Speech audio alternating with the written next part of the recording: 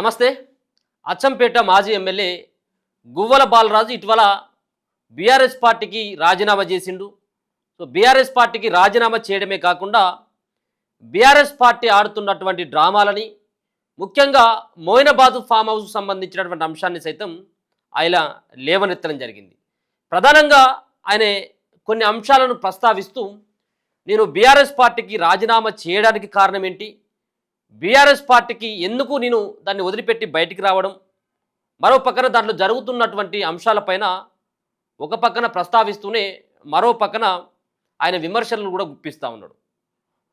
మరో పక్కన ఆయన ఏ పార్టీలోకి వెళ్ళబోతా ఉన్నాడు. ముఖ్యంగా ఆయన పార్టీ రాజీనామా చేసిన తర్వాత అధికార పార్టీ అయినటువంటి కాంగ్రెస్ పార్టీ వైపు వెళ్తాడా, లేకపోతే ఉంటే బీజేపీ పార్టీ వైపు ఏమన్నా వెళ్తాడా అన్నటువంటి కొంత సందిగ్ధత మాత్రం నెలకొంది. ఈరోజు ఉదయం వరకు కాసేపటి క్రితమే గువ్వల బాలరాజు బీజేపీ పార్టీ అధ్యక్షుడైనటువంటి రాష్ట్ర అధ్యక్షుడైనటువంటి రామచంద్రరావుని కాసేపటి క్రితమే కలవడం జరిగింది.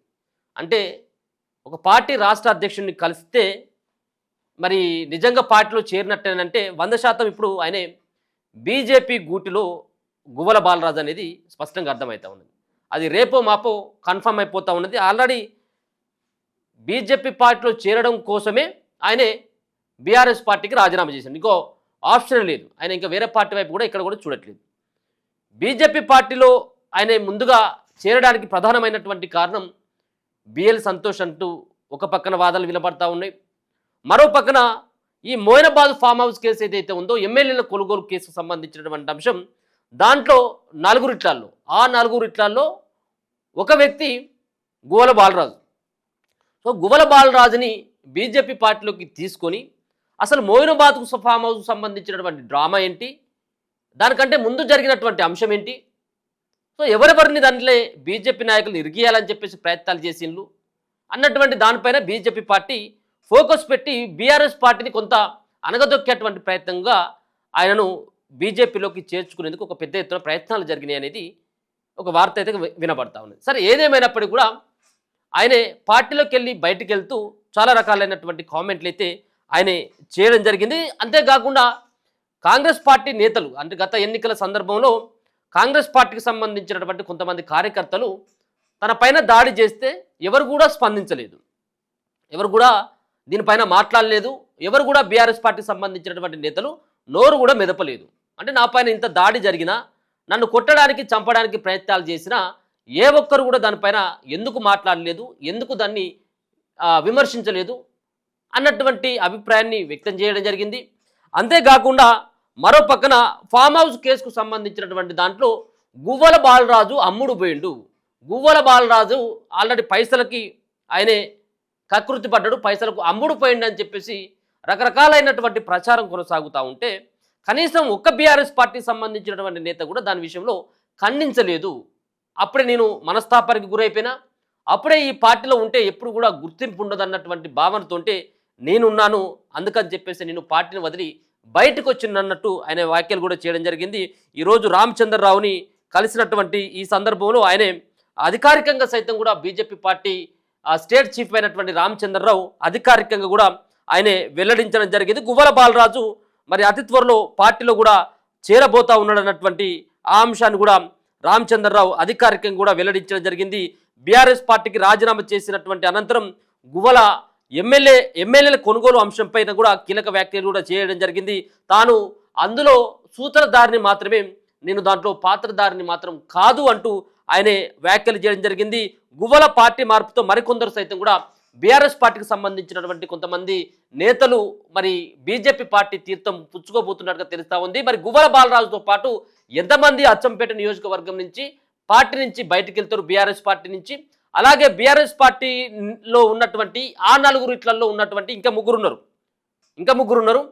మరి ఆ ముగ్గురు మరి వాళ్ళు కూడా ఏమైనా పార్టీ మారేటువంటి అవకాశం ఉంటుందా, వాళ్ళతో పాటు కూడా ఏమైనా బీజేపీ పార్టీ ఏమైనా చర్చలు జరిపిందా? సో 2-3 పేర్లు అయితే బయటికి రావడం జరిగింది. వాళ్ళు కూడా బీజేపీ పార్టీ వైపు కాషాయ కండువ కూడా కప్పుకునేందుకు వాళ్ళు సిద్ధపడ్డారు అన్నటువంటి ప్రధానంగా వార్తలు అయితే వినబడతా ఉన్నాయి. నిజంగా చూడాలి, గువ్వల బాలరాజుతోటి ఇంకెవరు పోకుండా బీఆర్ఎస్ పార్టీ కొంత కట్టడి చేసేటువంటి ప్రయత్నం చేస్తూ ఉన్నది. వాళ్ళు నయానో భయానో వాళ్ళని ఆ పార్టీలోనే పెట్టుకునేందుకు, ఆ పార్టీలో ఉండేందుకు వాళ్ళతో సంప్రదింపులు జరిపిస్తూ వాళ్ళని బుజ్జగించేటువంటి ప్రయత్నం, పార్టీ మారొద్దు, రానున్నటువంటి రోజులలో తమదే అధికారం అంటూ వాళ్ళని కొంత వాళ్ళని కొంత ఆపుతున్నట్టుగా స్పష్టంగా అర్థమవుతా ఉన్నది. వాళ్ళు ఇప్పటికే బీఆర్ఎస్ పార్టీలో ఇక భవిష్యత్తు లేదు అన్నటువంటి కొంతమంది ఎవరైతే నిర్ణయాలు తీసుకుంటా ఉన్నారో వాళ్ళు కొంతమందిని హరీష్ రావే దగ్గరగా ఉండి వాళ్ళని ఆపుతున్నట్టుగా తెలుస్తా ఉంది. వాళ్ళని అడ్డుకట్ట వేసేటువంటి ప్రయత్నం అయితే జరుగుతూ ఉన్నది. గువ్వల బాలరాజుతో పాటు ఎవరు కూడా వెళ్ళొద్దు అంటూ వాళ్ళు ఎవరైతే గువ్వల బాలరాజుతోటి ఇన్ని రోజులు ప్రయాణం చేసినటువంటి వాళ్ళ అనుచరులు ఎవరైతే ఉన్నారో వాళ్ళ అనుచరులతోటి బీఆర్ఎస్ పార్టీకి సంబంధించిన కీలకమైనటువంటి నేతలు వాళ్ళతో టచ్లోకి వెళ్ళి వాళ్ళకి అడ్డుకట్ట వేసేటటువంటి ప్రయత్నం చేస్తూ ఉంటే ఖచ్చితంగా బీజేపీ పార్టీలో చేరేటువంటి రోజు గువ్వల బాలరాజు చాలా మంది అనుచరులని, చాలా మంది తనకు సంబంధించినటువంటి సన్నిహితులని బీజేపీ పార్టీలో వైపు తీసుకెళ్లేందుకు ఆయన ప్రయత్నాలు చేస్తున్నట్టుగా తెలుస్తా ఉన్నది. అదే ఒకసారి ఆయన ఏమని మాట్లాడిండు గతంలో అనేది ఒకసారి చూద్దాం. చేస్తే కూడా ఎవరు పట్టించుకున్నటువంటి దాఖలాలు లేవు. నేను నా సతీమణి నేను ఎమ్మెల్యేగా ఓడిపోయిన వారం రోజులలోనే అంబటిపల్లి గ్రామం, వారం రోజులు, 10 రోజులు, 15 రోజులు, అంబటిపల్లి గ్రామంలో ఒక దేవాలయ ప్రారంభోత్సవం కోసం మేము ఇద్దరం వస్తా ఉంటే వెళ్తాండ దగ్గర మమ్మల్ని అరెస్ట్ చేశారు. ఆ రోజు వచ్చింది వేరే. నేను ఒక్క పార్టీ నాయకుడు కూడా మా హైదరాబాద్ తెలంగాణ భవన్లో ఈ అరాచకం ఏంది అని ప్రశ్నించినటువంటి పరిస్థితి లేదు. ప్రస్తుతం కనిపిస్తున్నటువంటి పార్టీలు కాంగ్రెస్ కనిపిస్తుంది. సో ఇది మొత్తానికి వాళ్ళపైన దాడి చేసినా, వాళ్ళని అరెస్ట్ చేసినా కానీ ఎవరు కూడా స్పందించట్లేదు, ఎవరు కూడా నన్ను పట్టించుకోవట్లేదు కాబట్టి నేను వాళ్ళకెళ్ళి బయటకు వస్తున్నానని చెప్పేసి ఆయన కూడా గతంలో ఆయన ప్రకటించినటువంటి పరిస్థితి కనపడతా ఉన్నది.